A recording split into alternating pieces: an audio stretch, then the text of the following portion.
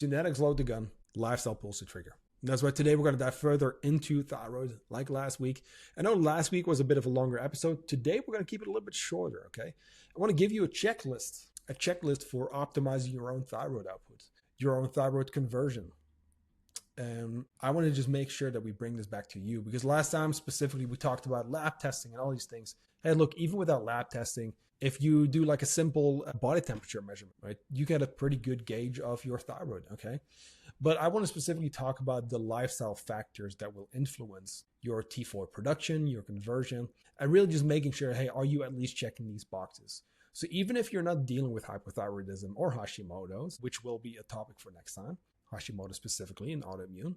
But even if you're not dealing with any of that, let's just at least understand, hey, like a healthy metabolism is important, not just for burning calories, but for everything your body does. Every process, function. If you want to thrive, if you want to live in an optimal health, then it's probably worth looking into these kind of things. Because like I said last time, T3, right, that metabolically active hormone, acts on every cell in your body. So it's pretty damn important. Now, before we dive in, welcome back to the podcast. As always, I'm your host, Johan. Welcome back to Talking Nutrition. If you're a first-time listener, what's up? Just so you know, you can always DM me on Instagram. Not here to sell you stuff. I'm just curious to learn what you guys want to hear from me, right? Because obviously now we're diving further into thyroid. I want to expand on autoimmune as well. Always having a lifestyle nutrition first approach. And obviously this is not medical advice. I'm here to educate you and help you understand these things better, so you can go, if you are dealing with more serious things, you can go to your doctor and get the help you deserve and need, right? But I'm always going to bring it back to lifestyle, because look, people don't just get sick. Like I said in the very beginning, genetics load the gun, lifestyle pulls the trigger. You can have the genetics, but if you don't have the triggers, right, you don't develop these things. Like Hashimoto's, genetics is a component here, but there's the leaky gut part, and then there's the triggers, okay? And you'll learn how stress is a big part also here, by the way. But okay, genetics testing is great. And I did mine recently. I learned a whole lot. Very interesting, very cool. And I think this will likely become a bigger part. And I see it already in other, other peers, around me, and people are doing more with it to kind of like figure out more complex cases. I think it's great. I also don't think that everyone's going to need genetic testing or even Dutch tests or GI maps. But what I will say, okay, as you're listening to this, if you are dealing with gut issues, if you are dealing with thyroid issues, if you are dealing with hormonal issues, whether it's PMOS, endometriosis, or your cycle's just gone and you're trying to figure that out, like all of those kind of things, like don't try to figure it out by yourself by watching content, scrolling online, or even listening to my podcast, to be honest with you. Like I'm going to continue to educate you around this stuff, but it's a more complicated field to navigate. And even the fat loss side of things for a lot of people is already overwhelming and confusing. So I want you to understand, like if these are things that you are trying to figure out, okay, then I'm going to say, hey, if it's hormones or adrenals, for example, yeah, you're going to have to do a Dutch test to really understand, because even their serum labs are not going to cut it, okay? You're not even going to see how your body's truly detoxing your estrogens, for example, or your cortisol curve throughout the day, right? But anyway, we'll dive into that too. I want to bring some people on the podcast to talk more about the Dutch test as well. If we're dealing with gut issues, we're probably going to have to test a GI map, right? Because actually looking at what's truly happening in the gut is probably smart. If we're dealing with thyroid, okay, we need like a full panel. In case of Hashimoto's, we're also going to need a GI map, because you want to know, or at least a GI map would be ideal. There is another test I recently found to be very helpful too, which is a little bit more affordable, okay? GI map is going to show you more, but if we are dealing with more serious things, then don't just try to follow podcasts, including mine. Don't just try to follow, Instagram posts. Like work with a practitioner, okay? If you ever want to talk about these things, what it would look like to work together, you can always find the link to my website in my show notes. I always do a free consult with people first. But let's now dive into the episode, because you already know where that link is. Or at least if you're a returning listener. Because if you're a returning listener, welcome back. Stoked to have you. Remember too, like same thing goes for you, right? You can always message me. I'm not here to just sell anyone or everyone, right? I legit want to know what you want to learn more about. Because I could talk about a whole bunch of different things, but if you literally just message me right now, go to my Instagram, shoot me a DM and say, hey, I have an idea for the podcast. It might literally go up next week. You know what? Let's do this. The first person who messages me while you're listening to this podcast, okay, with your suggested topic, assuming this is something I can provide value with, okay, then I will record for you. And there's a good chance I will. If I'm like, hey, this will be better to bring a specialist on for, okay, or someone who really like knows their shit when it comes to this, when it's maybe like a more advanced topic, or let's bring someone on. I'll still do the podcast for you, right? But again, the first person who messages me right now on Instagram with a suggestion that will be kind of like related to your journey right now, I'll record a podcast for you, okay? Of course, anyone else who does it will also go on the list. But whatever first message, that will be the first on the list, okay? Maybe for next week. Now, the thyroid checklist, all right? Now, if you want to have this in PDF form, including hey, what labs to check for, how to understand the leaky gut side of things when it comes to Hashimoto's, the triggers, like what are the triggers, understanding your labs and what stalls thyroid progress and those kind of things. I do have my brand new guide, the Thyroid Decoder, free guide, symptom quiz, all the good stuff. I will drop it in the show notes as well for you, okay? That will kind of give you an overview of like, hey, are we dealing with hypothyroidism or not?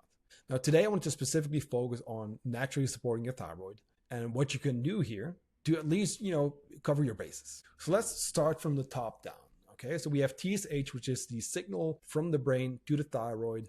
Hey, we need to start producing thyroid hormone, okay? So TSH downstream should lead to T4 being produced. And we're going to start there. T4 is what your thyroid produces, and it'll also produce a little bit of T3, just not as much. So mostly T4, a little bit of T3. But what about the rest of the T4? Like, where does that T4 go? It's not really doing anything. This needs to be converted into T3, okay? It can also be converted into what's called reverse T3, which will basically block T3 from acting on your cell receptors, right? Which is slowing your metabolism down. But we want to see the T4 going into T3, all right? So what's going to help T4 production? This needs the raw materials, okay? So we're talking about iodine, tyrosine. These are the raw materials. Iron and zinc are very important, okay? So long story short is a balanced whole food diet, sufficient calories. Because remember too, like we're not just talking about calories, it's calories come from your macros, okay? Different foods have a different macro composition, including micronutrients. And you'll see it soon as well. For the conversion, there are specific factors too, okay? But we have many things that will influence the thyroid production, okay? Now we already mentioned iodine, tyrosine, iron, and zinc, but also your B vitamins, vitamin E, vitamin C, D. And other than vitamin D, you can get these from real foods. But what I've seen with many people on a fitness journey trying to lose body fat, trying all these different diets, well, because of those low-calorie diets, we're also nutrient deficient, or at least lower than optimal. So that's the first thing I would have you look at. Are you actually eating enough at maintenance, especially if you're trying to build muscle and all that, even if you're trying to lose body fat, okay? Because chronic dieting will actually counter this effect and say, hey, we're going to slow things down. We'll touch on that in a sec. Okay, so are you truly fueling and nourishing your body? Getting all those micronutrients, okay, from real foods. Talking about iron, for example, we want the heme iron, okay, from animal sources like red meat.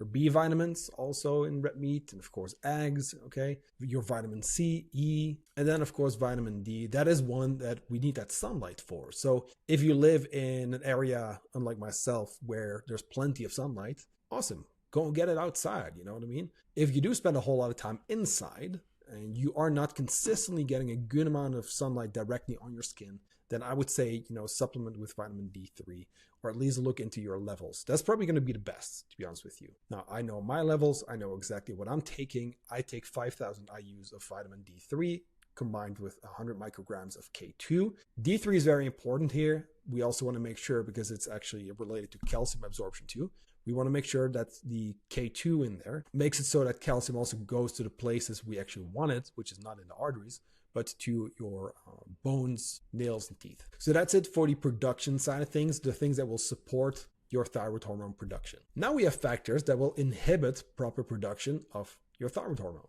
T4, okay? You listening? Here we go. Stress. Stress, really, really, really big factor here, okay? I'm even going to say, I'm going to go as far as saying that stress is probably the main cause of the vast majority of autoimmune gut and thyroid conditions, or at least is a big part of the puzzle every single time. Now there's stress, infection, trauma, okay, could be physical, also mental, radiation, medications, fluoride, okay, we talk about, tap water sometimes, and the fluoride that could be in there, at least if you're in the US. I live in Norway. I'm pretty grateful for our quality tap water that we have over here. But fluoride, okay, toxins as well, pesticides, mercury, lead, cadmium, all factors that can affect that thyroid or really inhibit, right, the thyroid hormone production. And then we do have autoimmune disease as well, okay? In case of Hashimoto's, for example, where the immune system is attacking the thyroid, it's going to start scarring that thyroid. And over time, if the thyroid gets scarred, right, thyroid production will go down. Initially, you'll often see it go up, and then afterwards go down. Then we get into factors that help the conversion from T4 to T3. Zinc, selenium. Selenium deficiencies are very common when it comes to Hashimoto, so that's one that I really want to look at. Generally speaking, though, if you just want to hit your selenium intake, 2 Brazil nuts a day covers that. I would say zinc. Just look up foods high in zinc, and just go through that list and think to yourself, like, am I eating these foods? If yes, great. If not, let's add more through our diet. If you're not getting it from your diet, you don't like certain foods, then I would consider supplementing. But looking at zinc and selenium will be key for your T4 to T3 conversion. Now we go into what inhibits the conversion, or really not inhibits, but the factors that will shift T4 more into that reverse T3, which will act like a metabolic slowdown, right? The metabolic break, like we talked about last time. And once again, we're going to start with stress. Also here, so you see that stress and trauma too, by the way. So stress and trauma, these are both going to affect thyroid production as well as conversion. Then we have low-calorie diets, inflammation, we have toxins, infections, liver and kidney dysfunction, and again, certain medications. Now, speaking of liver and kidney dysfunction, for example, that's why I like those full panels, and not just a handful of markers that your doctor might check because, well, you look healthy, right? No, let's actually just look at how's the body really doing, just in case, okay? Because it can affect a lot more than just that one number on the panel.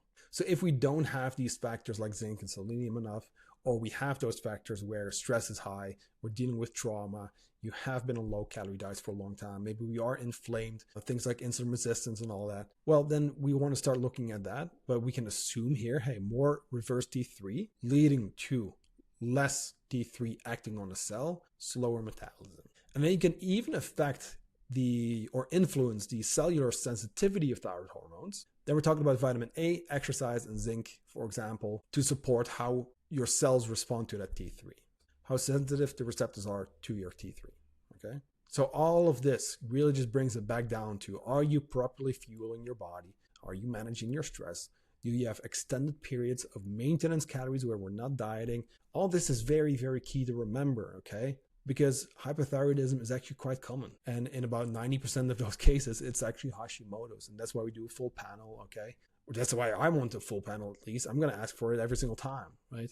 Now, for example, I think last year my TPO-AB was pretty low still. It's like a 14 or so. So nowhere near me having to worry about it. But last time, actually this year when I did my labs, the first time this year, because I do it twice a year, I didn't get my TPO-AB, so I want to get that again next time, which will probably be in September, okay? I'm going to check for that, because that's my last point for today. When you do get labs, which I do recommend to my clients, I'm going to say, hey, at least once a year, I like twice a year, just so that you have that info for yourself and you can see how these markers are changing over time. Because one way I don't love how labs are used, or lab panels, serum labs, it's, hey, we're looking at a number, is this within a range, boom, that's it. Without even saying, hey, this number was this, now it's this. Hey, this is elevated, this is lower, this is right. And especially when we're looking at certain key markers, you can catch it early. And that's why I'm such a big fan of labs. We use Amino in Norway with our clients because you can request a full panel. My clients get a massive discount. If you're listening to this, you want to get that code, just hit me up. But either way, I think it's going to be smart to test. Because if you want to know for sure, like with that vitamin D, if you want to know for sure your iron levels, for example, right, it's going to be worth looking into, okay? So this is really like a very basic, straightforward, but it just shows you like, hey, we're not just talking about calories. No, less calories means fewer macros, less micronutrients. All of this can influence your thyroid production as well as conversion. We talked about stress, trauma. We talked about how exercise is actually very important for that cellular sensitivity. And I think especially stress is going to be a very, very big one here. Okay. Not just for thyroid, for anything. Stress is so normalized these days that you feel like it's normal to run yourself into the ground, that you feel like it's normal to feel like I don't have enough hours in a day. You feel like it's normal that you're always dealing with anxiety, or, it's not normal. And I think we can all do better with this, including myself, okay? But the most important thing here is just looking at where we're currently at. I'm just starting there. I just posted about this recently on my stories. But stress, plus we talked about it last time, right? Stress. Knowing how big of a factor it is in so many things, all things health, really. Let's really address it. And if we have been dealing with a lot of stress, start looking at your blood sugars, your blood pressure, okay? If you're really looking deeper, now Dutch tests, okay, to see where your adrenals are at. I'm going to do mine as well because I pushed myself a little hard last year, okay, like end of last year into early this year. So I would just want to double check, and I'll keep you updated as well. So once, like, I'll do my GI map, I'm going to do a stool test as well and a few other tests to kind of like showcase that for you. I'll share that with you, okay, and kind of like showing you what I find. Right now, one thing I will say though, my T4 is cranking, my T3 is cranking. So that's all great stuff. So I know I'm not really dealing with a shitty conversion, as much as I didn't get my reverse T3. My T3 looks phenomenal. So I'm super, super excited for that. And once again, little quick tip, if you are looking to check your thyroid, or you're just trying to think, okay, like, hey, I would like to know, but I'm maybe not ready for a test or finances, whatever, you could always check your body temperature as well. All right. If you want to learn more, make sure to grab my thyroid decoder. It's in the link in the show notes. That's my free guide, the symptom quiz on all things thyroid. And then I'll talk to you again next week.